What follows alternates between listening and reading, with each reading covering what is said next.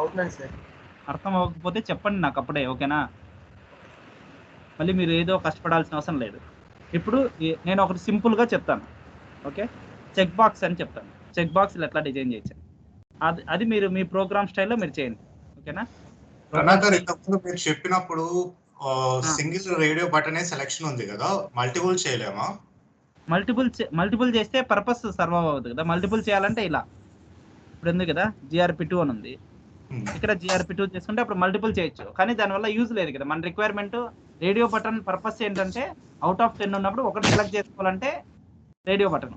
ఇప్పుడు ఓకేనా? కొద్దిమంది రిక్వైర్మెంట్ మల్టిపుల్ చెక్ బాక్సెస్ ఉంటాయి. అప్పుడు ఇలా తీసుకోవాలా. జీఆర్‌పీ2 తీసుకుంటే అయిపోయింది. చూయించాక అప్పుడే. ఇప్పుడు నేను జీఆర్‌పీ2 తీసుకున్నాను. ఓకే. జీఆర్‌పీ2 తీసుకున్నాను. కానీ ఇది మీనింగ్‌లెస్. మల్టిపుల్ రిక్వైర్మెంట్ అంటే ఇలా తీసుకోరు ఎవరు. 2 రేడియో బటన్లు చెక్ చేసుకోరు. అప్పుడు ఏం చేస్తారంటే వేరే గ్రూప్ తీసుకుంటారు. ఇప్పుడు 2 సెలెక్ట్ చేశారు. ఇప్పుడు ఎగ్జిక్యూట్ చేస్తే ఏమైతది? సమ్ ఆఫ్ 2 నంబర్స్ 400 వచ్చింది. మళ్ళీ ఓకే చేస్తే ఇంకోటి ఉంది.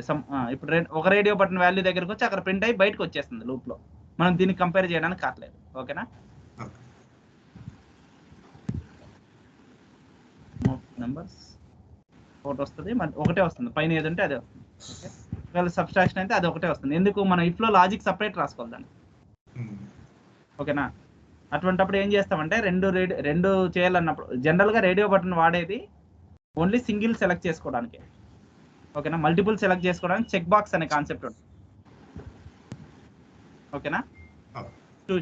అదే ఇప్పుడు చెప్పబోతున్నా చూడండి. ఇక్కడ దాకా అర్థమైంది కదా?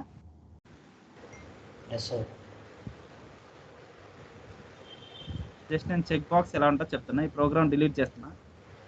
సెండ్ చేసా మీకు ఆల్రెడీ. చెక్ బాక్స్ ఎలా ఉంటుందంటే parameter p_c1 as check box. మీకు కావాలంటే నేను డిక్లేర్ చేసుకోండి. చెక్ బాక్స్కి గ్రూప్ కాన్సెప్ట్ ఉండదు. అవి ఇండివిజువల్గా బిహేవ్ చేస్తాయి. ఓకే.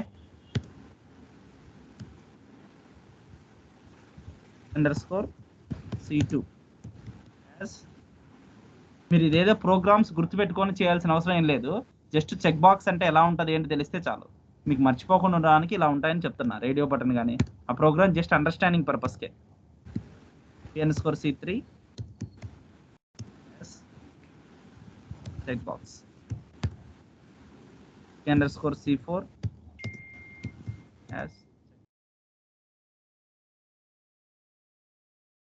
చూడండి చెక్ బాక్స్లు వస్తాయండి.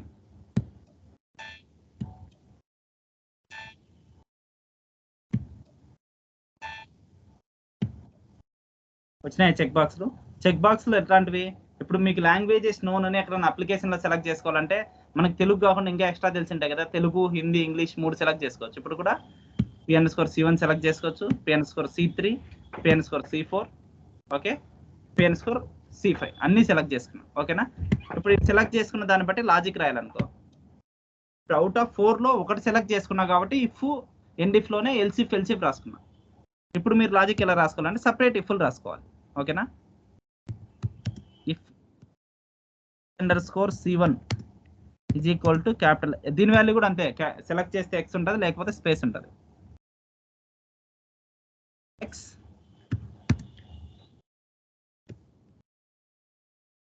రైట్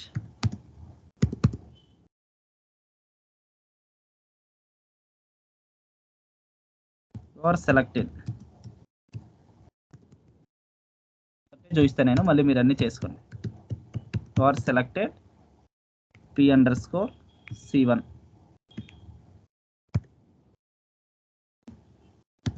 ఎల్స్ తీసుకుంటున్నా. అది కాకపోతే రైట్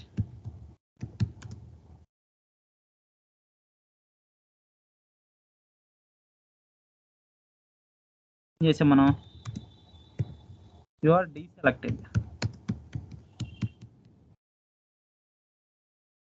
డీసెలెక్టెడ్. p_c1.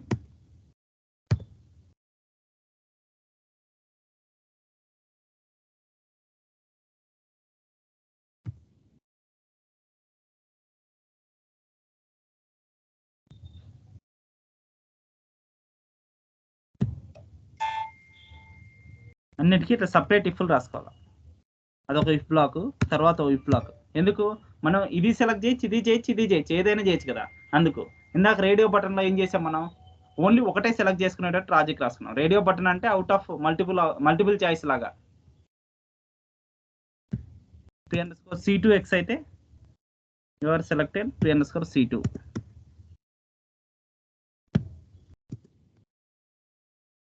అట్లా అనమాట.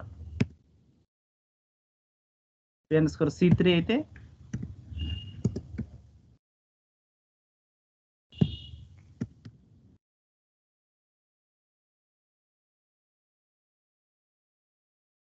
c4 అయితే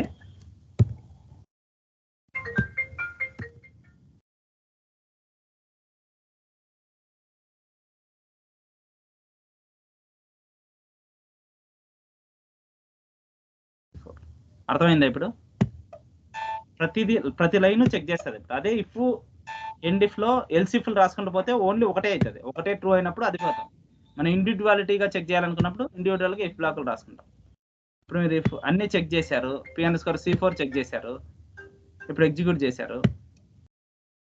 you are selected p_c1, you are selected p_c2, you are deselected p_c3, you are deselected p_c4. అర్థమైందా? ఎందుకు అట్లా ఒకటే లైన్లో వచ్చినాయి? స్లాష్ పెట్టుకుంటే ఒకటే లైన్లో రావు. ప్రతి లైన్లో స్లాష్ పెట్టుకోండి, ఫార్వర్డ్ స్లాష్.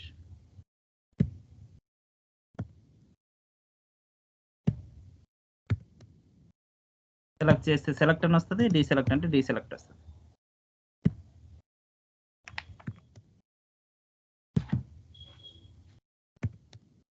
అర్థమైందా?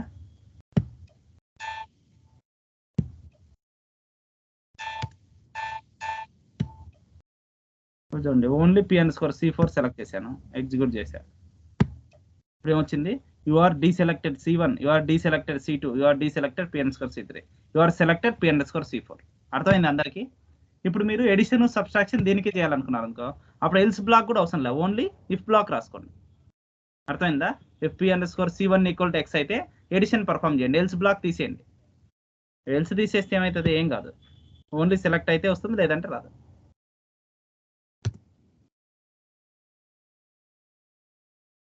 కామెంట్ చేస్తున్నాను, ఎందుకంటే ఇది పంపిస్తా చూడండి.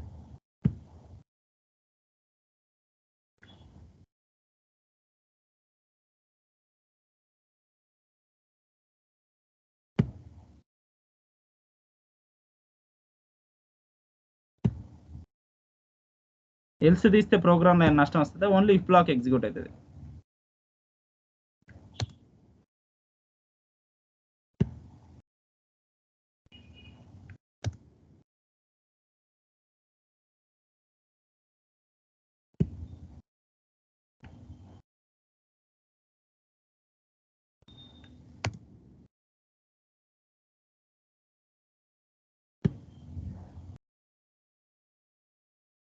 ఇందాకకి ఇప్పుడు తేడా ఏంటి? ఇందాక ఒకటే ఇఫ్ అండ్ ఇఫ్ లో ఉన్నాయి, ఇప్పుడు మాత్రం మల్టిపుల్ ఇఫ్ అండ్ ఇఫ్. ఎందుకంటే మల్టిపుల్ చాయిస్ సెలెక్ట్ చేసుకోవచ్చు, c1ని c2ని అట్ ఏ టైం సెలెక్ట్ చేసుకోవచ్చు. మనం ఇందాక అట్లా మనం లాజిక్ రాయలేదు. మీరు దానికి కూడా గ్రూప్ అడిగారు ఇందాక, ఎవరు అట్లా చేసుకోవాలంటే ఇలా లాజిక్ రాసుకోవచ్చు, కానీ మీనింగ్లెస్. ఓకే, ఇప్పుడు చూడండి, మనం ఏది సెలెక్ట్ చేసుకుంటే అదే వస్తుంది.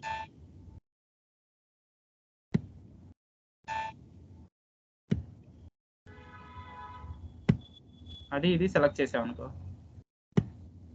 సెలెక్ట్ చేసుకున్న రిజల్ట్ మాత్రమే వస్తాయి. యువర్ సెలెక్టెడ్ p_c1, అదే c2 c4. అన్సెలెక్టెడ్ ఎందుకు రాలేదు? మనం లాజిక్ రాయలేదు, ఎల్స్ రాయలేదు.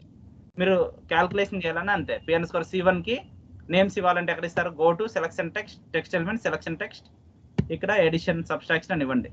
p_c1 c2 c3కి పాత అలానే ఉంటాయి, అవి తీసేయండి, ఏం కాదు. c1 c2 c3 అదే ప్రోగ్రామ్ కదా, అందుకు అట్లానే ఉన్నాయి.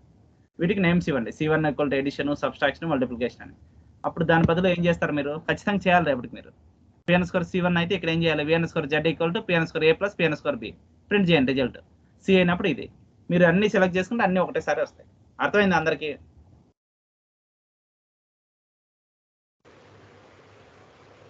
అర్థమైందా లేదా? అర్థమైందా అందరికి? డౌట్ ఉంటే చెప్పండి, చెప్తా. రేపు అసైన్మెంట్ చేయకపోతే క్లాస్లో నేను అలో చేయను. ఖచ్చితంగా నేను ఎవరిని అడుగుతాను తెలియదు, ఒక్కరిని అడుగుతా, అందరిని అడుగుతా అని చెప్పను, ఒక్కరిని అడుగుతా. ఒక్కరు చేయలేదంటే వాళ్ళని పంపిస్తా. అందరూ ఖచ్చితంగా చేయాలి. క్లాస్ అటెండ్ కాకపోయినా మీకు ఆల్రెడీ తెలుసు టర్మ్స్ అండ్ కండిషన్స్.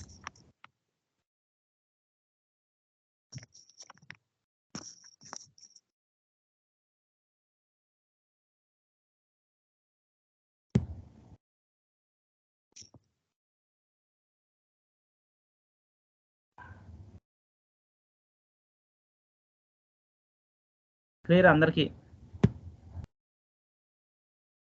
క్లోజ్ చేయించావు. చాలా wind off the session. Doubts ఉన్నాయా? ఎవరికైనా నిన్న డౌట్స్ కానీ ఏమైనా ఉంటే చెప్పండి. డౌట్స్ లేవంటే వైండ్ ఆఫ్ చేస్తాను.